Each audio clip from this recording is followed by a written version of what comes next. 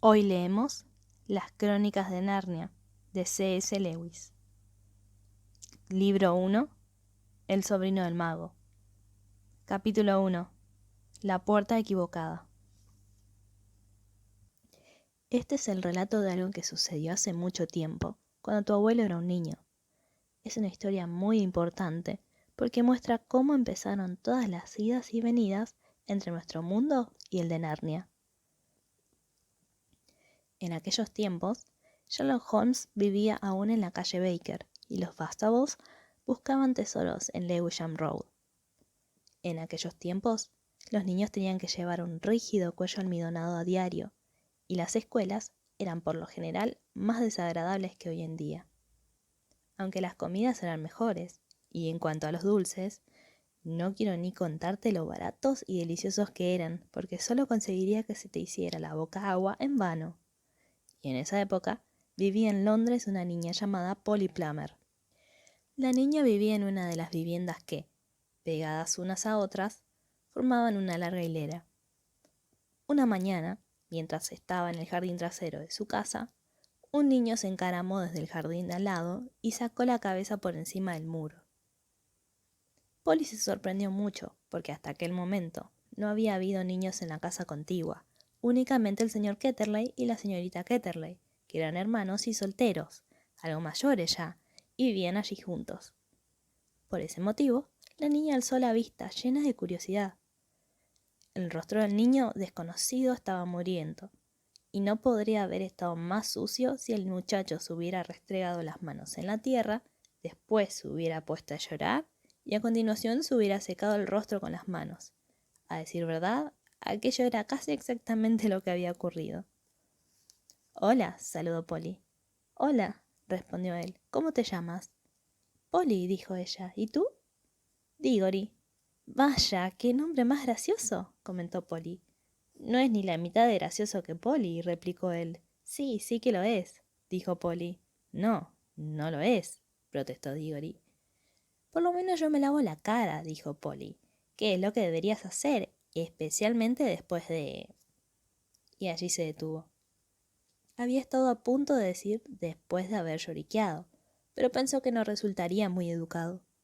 «Pues sí que lo he hecho, ¿y qué?», repuso Diggory en voz mucho más alta, igual que un niño que se siente tan desgraciado que no le importa quien sepa que ha llorado. «Y también tú llorarías», prosiguió, «si hubieras vivido toda tu vida en el campo y hubieras tenido un pony y un río al fondo del jardín, y de repente te hubieran traído a vivir a un agujero repugnante como este». «Londres no es un agujero», replicó Polly, muy indignada. Pero el niño estaba demasiado exaltado para prestarle atención, y siguió hablando. «Y si tu padre estuviera en la India, y hubieras venido a vivir con una tía y un tío que está loco, dime tú a quién le gustaría. Y si el motivo fuera que tienen que cuidar de tu madre, y tu madre estuviera enferma, y se fuera a morir». En aquel momento su rostro se alteró totalmente, como sucede cuando intentas contener las lágrimas. «No lo sabía, lo siento», se disculpó Polly humildemente. Y a continuación, puesto que apenas sabía qué decir y también para desviar los pensamientos de Diggory hacia temas más alegres, preguntó: «¿De verdad está loco el señor Ketterley?» «Bueno, o está loco», dijo Diggory, «o algo raro pasa. Tiene un estudio en el desván y tía Letty dice que no debo subir jamás allí. De entrada, eso ya parece sospechoso. Y además hay otra cosa. Siempre que intenta decirme algo a la hora de las comidas, porque jamás habla con mi tía, ella siempre lo hace callar, diciendo: «No molestes al niño, Andrew», o «Estoy segura de que Diggory no quiero oír hablar de eso». O también: «¿Qué te parece, Diggory? ¿No te gustaría salir a jugar al jardín?». ¿Qué clase de cosas intenta decirte? No lo sé. Nunca llega a decirme nada. Y todavía hay más. Una noche, mejor dicho, ayer por la noche cuando pasaba por delante de la escalera que conduce al desván para ir a acostarme, y por cierto, no es que me guste mucho pasar por delante de esa escalera, estoy seguro de que oí un alarido. A lo mejor tiene una esposa loca encerrada ahí arriba.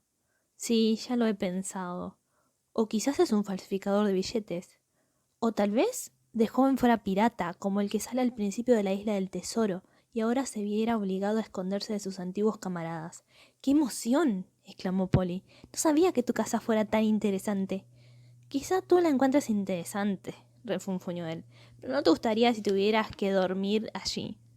¿Qué te parecería permanecer despierta en la cama mientras oyes los pasos del tío Andrew avanzando sigilosamente por el pasillo hacia tu habitación? Y tiene unos ojos horribles.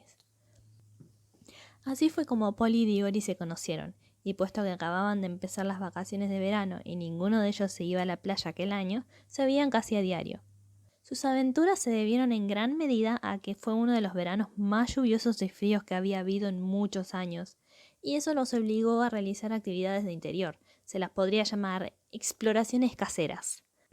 Resulta maravilloso lo mucho que se puede explorar con el cabo de una vela en una casa grande, o en una hilera de casas. Hacía tiempo que Polly había descubierto que si abría cierta puertecita al desván de su casa, se encontraba el depósito de agua y un lugar oscuro detrás de él, al que se podía acceder trepando con cuidado. El lugar oscuro era como un túnel largo con una pared de ladrillos a un lado y un tejado inclinado al otro. Y en el tejado había pequeños retazos de luz entre las tejas de pizarra. Aquel túnel no tenía suelo. Había que pisar de viga en viga y entre ellas no había más que una capa de yeso. Si la pisabas, ésta cedía y te precipitabas a la habitación situada debajo. En el trozo de túnel que había justo al lado del depósito, Polly había acondicionado la cueva del contrabandista y había subido pedazos de cajas viejas de embalaje y sillas de cocina rotas y cosas por el estilo, y lo había esparcido todo de una viga a otra para crear un pedazo de suelo.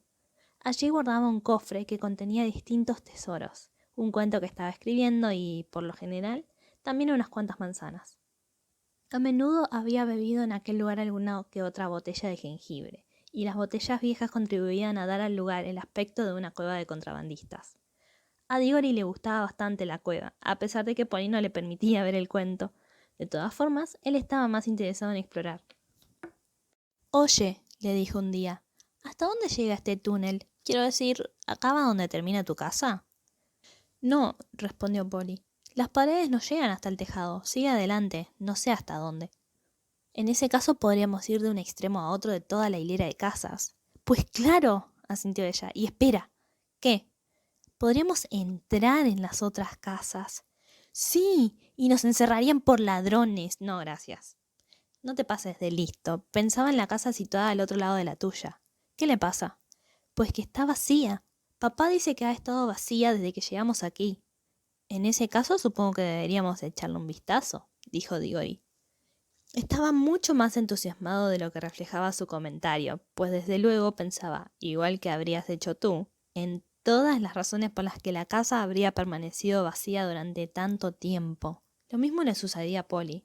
Ninguno de los dos mencionó la palabra encantada, y ambos pensaron que una vez hecha la sugerencia no podían echarse atrás. ¿Lo intentamos ahora? Preguntó Diggory. De acuerdo. No tienes por qué hacerlo si no quieres, indicó él. Si tú te atreves, yo también, respondió ella. ¿Cómo sabremos que estamos en la casa que nos interesa? Decidieron que tendrían que salir al desván y recorrerlo dando pasos tan largos como los que mediaban entre una viga y la siguiente. Eso les daría una idea de cuántas vigas tenía una habitación.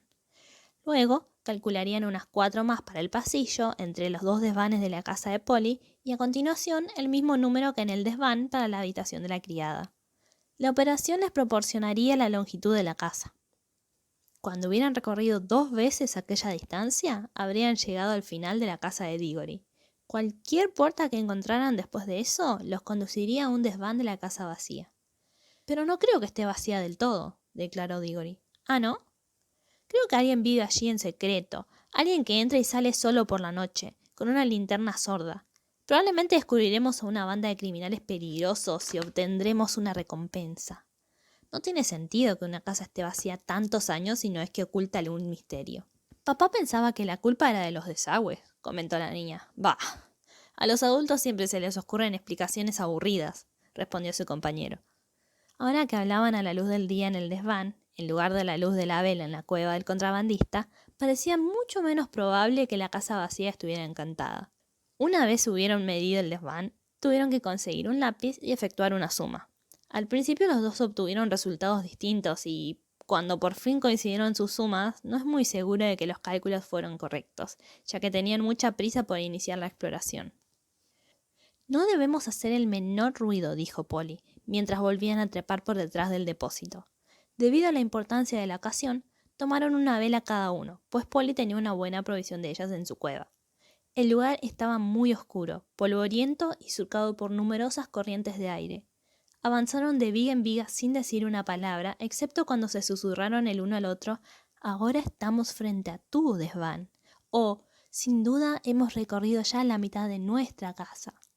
Por suerte, ninguno tropezó ni se apagaron las velas, y por fin llegaron a un lugar donde se distinguía una puertecita en la pared de ladrillos de su derecha. Desde luego, no había ni cerrojo ni picaporte en aquel lado, pues la puerta había sido construida para entrar en el túnel, no para salir. Pero había un pestillo, como los que suele haber en la parte interior de las puertas de las alacenas, que estaban convencidos de poder abrir. ¿Lo hago?, preguntó Diggory. «Si tú te atreves, yo también», contestó Polly, tal como había dicho antes. Los dos se daban cuenta de que aquello iba cada vez más en serio, pero ninguno estaba dispuesto a retroceder. Diggory descorrió el pestillo con cierta dificultad. La puerta se abrió de par en par y la repentina luz del día los hizo parpadear.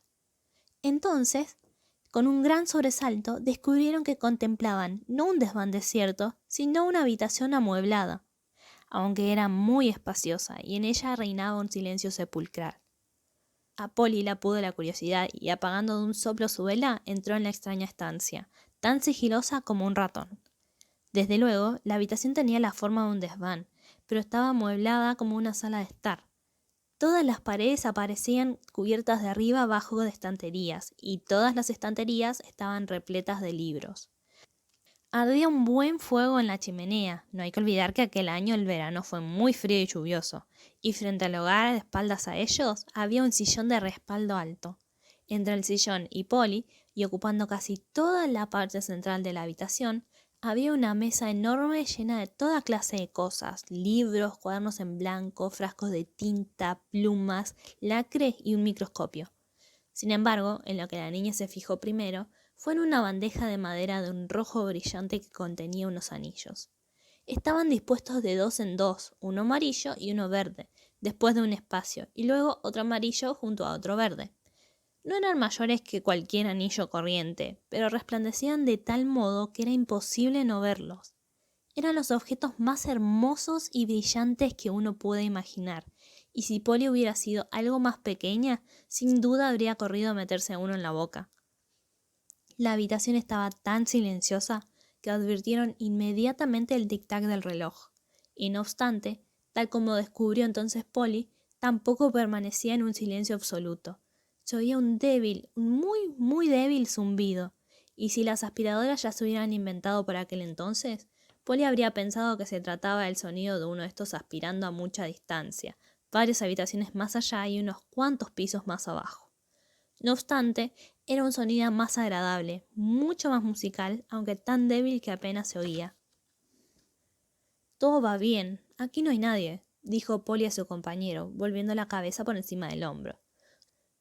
Su voz sonó poco más alta que un susurro, y tras ella salió Diggory, parpadeando y con un aspecto sumamente sucio, igual que el de Polly. «Esto no vale», declaró. «La casa no está vacía. Será mejor que pongamos pies en polvorosa antes de que venga alguien». «¿Qué crees que son?», inquirió Polly señalando los anillos de colores. «Está bien, vamos», dijo Diggory, «cuanto antes». No llegó a terminar lo que iba a decir, pues en aquel momento sucedió algo. El sillón de respaldo alto colocado ante el fuego se movió de repente y de él se alzó, igual que un demonio de pantomima saliendo por una trampilla, la alarmante figura del tío Andrew. No se encontraban en la casa desierta, estaban en casa de Diggory y en el estudio prohibido. Los dos niños lanzaron un «¡Oh!» y comprendieron su terrible error. También se dieron cuenta de que deberían haber sabido desde el principio que no habían andado lo suficiente. El tío Andrew era alto y muy delgado. Tenía un rostro lampiño, con una nariz puntiaguda y ojos sumamente brillantes, y una enmarañada mata de pelo de color gris. Diggory se quedó sin habla, pues su tío le parecía 1000 veces más inquietante de lo que antes había creído. Polly no se sentía tan asustada aún, pero no tardó en estarlo, pues lo primero que hizo el anciano fue cruzar la habitación en dirección a la puerta, cerrarla y girar la llave en la cerradura. Luego se dio la vuelta, clavó los brillantes ojos en los niños y sonrió, mostrando todos los dientes. «¡Ya está!», dijo. «Ahora la tonta de mi hermana no podrá encontraros». Era algo espantosamente distinto de lo que se esperaría que hiciera cualquier adulto. A Polly le dio un vuelco el corazón, y ella y Diggory empezaron a retroceder en dirección a la portezuela por la que habían entrado.